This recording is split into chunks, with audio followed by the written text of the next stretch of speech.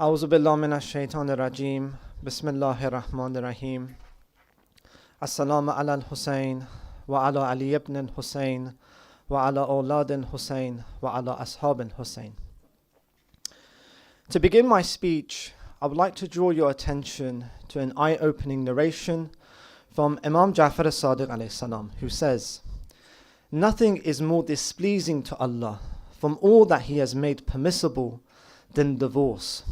And certainly Allah despises those who are quick to contract new divorces and marriages." Despite this, a shocking number of marriages are ending in divorce. According to the Office for National Statistics, the percentage of UK marriages ending in divorce before their 25th anniversary has almost doubled from 23% in 1963 to over 40% today. And the number of marriages ending in divorce before their 10th anniversary has increased from 1 in 10 couples to 1 in 5. This raises the important question, why are so many marriages ending in divorce? Well, interestingly, as TVs became a popular household item during the 50s and 60s, and therefore home entertainment became popular to the masses, divorce rates have increased. This problem has worsened through the rapid rise of social media, where celebrities and social media influencers such as the Kardashians share countless posts of anniversaries, romantic holidays, career accomplishments, and gifts their partners have purchased them, linking the value of a spouse to their physical and materialistic attributes. These celebrities and influencers have quite literally attacked and brainwashed our youth and young adults who spend hours watching their content to believe that the most important characteristics in a spouse is their beauty, wealth, and fame, rather than their ability to be a team player and to raise a family. Yet almost every other day we hear about these celebrities getting divorced, such as Kim Kardashian and Kanye West, or Brad Pitt and Jennifer Aniston. Perhaps it is for this reason that our beloved Ahlul Bayt alayhi salam have warned us against getting married for these shallow reasons. The Holy Prophet says, "He who marries a woman solely for her beauty will not find anything he likes in her, and he who marries her for her wealth will be soon deprived of it. So look to marry women of faith." Traditionally, older generations chose a spouse based on their maturity, based on their religious values and obedience to traditional gender roles. Marriage was seen as a serious lifelong commitment based on good morals and character, rather than beauty, wealth, and fame. Allahumma salli ala Muhammad wa ala Muhammad. Marriage was seen as a serious lifelong commitment based on good morals and character rather than beauty, wealth, and fame. And the statistics show that these marriages lasted far, far longer.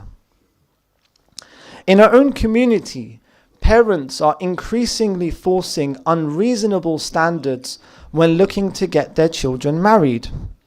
For instance, they say that they will only marry their daughters off to those who are doctors, who drive a Range Rover and own a 6-bedroom house in Hampstead, rather than men who are pious, who are strong leaders, who demonstrate good akhlaq and are committed to raising a family.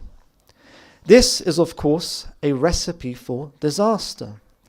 Imam Hassan al-Mushtaba alayhi salam said to a man who was looking to get his daughter married, "Marry her to a pious man, for if he loves her, he will honor her. And if he comes to dislike her, at least he won't be unjust towards her." How many of us have heard about marriages where the man beats his own wife or betrays her despite having multiple degrees and a well-paying job? Many men also now expect their wives to have PhDs and to contribute to the living expenses, saying things like, "The house is on me, but food and other things are on you," essentially forcing their women to work. And then they complain when they're unable to carry out their home duties or do not have enough time for them. Instead, men should be looking for women who have been raised well and who understand the roles and responsibilities of being a wife and a mother-to-be, and who are willing to support you and to make sacrifices for you, not just during the nice and rosy times during that honeymoon period, but more importantly, during the testing times. Our role model, Imam Ali alayhi salam, chose Banin as his wife due to her incredible piety, trustworthiness, good akhlaq, and willingness to support him in his Islamic duties. And it was through this marriage that Hazrat Abbas Abul Farj alayhi salam, the greatest supporter of Imam Hussein, was born. Now, another attack on the marriage process is families requiring highly expensive dowries, mehriya, as a way of protecting their children, like it's some kind of insurance policy against an expected divorce, or as a way of attracting the highest bidder. It is also seen as an indicator of the girl's value or how much the man loves her, both of which are completely the wrong ideas. Some men also view the dowry payment as a symbol of ownership, believing that by paying it, they have now purchased the woman as though she now belongs to them, and therefore they can treat their possession however way they wish. Whereas the Holy Prophet says, the best of you are those who treat their families the best. Sometimes families will even proudly boast about the size of their daughter's mehriya, believing that it will bring honor and respect to the family, when in fact the Holy Prophet says the best dowry is the simplest one. Once couples finally decide on marriage, families, often the parents and elders in the community, put pressure on them and impose ridiculous expectations on how the wedding should be held, as they link the value of their children to the size, gifts and location of the wedding ceremony. They look at other people's weddings and say, well, our wedding should be bigger and better because our children are priceless and we want what is best for them. Therefore, the bride must wear the most expensive dress from Chanel. She must receive the most expensive diamond ring from Harrods. The groom should drive a Rolls Royce to the wedding. The whole country should be invited. Now, while this list may be a little bit exaggerated, the points are still true. This is also another example of the rotten and poisonous fruits of social media, where before you had to attend such a wedding to believe it. But now we are seeing hundreds, if not thousands, of these weddings on social media, which poisons our minds, raises our expectations, and also damages our self-esteem. Some people even completely forget about their religious values when holding these weddings. They allow men and women to mix, or for women to dress inappropriately. And then they justify this by saying, well, it's only for one night, and it's meant to celebrate the best day of our children's lives. When in fact, every day is meant to be their best day. You could actually link this point to the hadith from Imam Ali alayhi salam, who says, every day in which you do not sin is an Eid. Now, according to a recent survey of 3,000 couples, the average UK wedding costs over £23,000. That's 10 times the average monthly salary, or almost a year's worth of salary for the average person. If you was to contrast this to weddings held in the 60s, they costed less than £4,000 on average once adjusted for inflation. This is because those weddings were typically far smaller, held in a small religious venue or community hall, rather than exotic destinations and luxury 5-star hotels. The brides also wore simpler dresses rather than spend thousands on something they will wear literally only once. More worryingly, according to the survey, 73% of couples need to get some form of financial help from a friend or relative to pay for their wedding. These issues mean that what should be the start of a beautiful and loving marriage ironically end up being the start of a highly unpleasant and stressful one, where from the very beginning, couples are put under this immense financial burden, meaning that they are unable to purchase a home, they are unable to pay for their bills, and have little to no savings. Many marriages actually failed at this point due to disputes and disagreements between families and couples over how the wedding should be held and the financial stress that they have put themselves under. If everyone were to shift their mindset to prioritize spending less on the wedding itself, which only lasts for a few hours, and instead prioritize that on supporting the early days and years of marriage, it would benefit the couple and society at large. To illustrate this point, many of these venues, these wedding halls, cost between £5,000 to £10,000 per night, sometimes far more. That's money that could be used to pay a deposit on a house or to purchase a car. Extravagant weddings can also attract evil eye, cheshb, and stir up jealousy, which may cause problems for the married couple before their married life even begins. It's already challenging that guests who attend the wedding form their own opinions and judgments and can cast their own evil eye on us. But we make this situation far worse by posting everything on social media, where we are quite literally opening the door for hundreds, if not thousands, if not millions of people from all around the world to view our weddings and to potentially cast their own evil eye on us. Believe it or not, some people even go as far as to create mini documentaries or websites just to showcase their wedding. Now, I'm not suggesting that you shouldn't hire a photographer or take some photos for personal memories, but what you choose to do with those photos and their potential consequences is purely down to you.